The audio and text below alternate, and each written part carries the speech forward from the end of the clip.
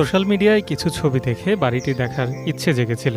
ঢাকা শহর থেকে কিছুটা দূরে মফস্বল শহরের ৮-১০টা অলিগলির মতো ধুলো মাখা এক গলিতে এর অবস্থান।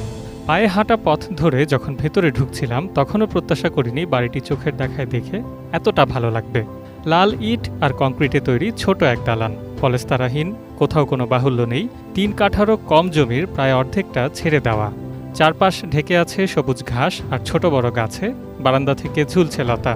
ইটের ঘুলগুলি দিয়ে রোদের আলো ছায়ার খেলা চলছে। পরতে পরতে দেশজ ছাপ আছে, মিশে আছে প্রকৃতি। এমন বাড়িটি দেখতে পেয়ে মনটা প্রশান্তিতে ভরে গেল। বাড়ির মালিক তার সীমিত সাধ্যের ভেতরেই সবটুকু সুখ পেতে চেয়েছেন, তবে শেকড় ভুলে যেতে চাননি, সেটি স্পষ্ট বোঝা গেল।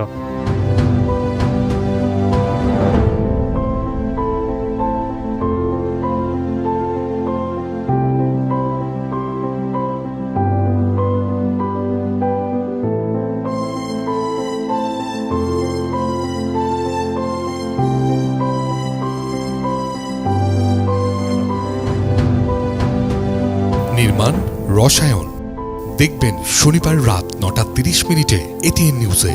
Powered by Asian Paints.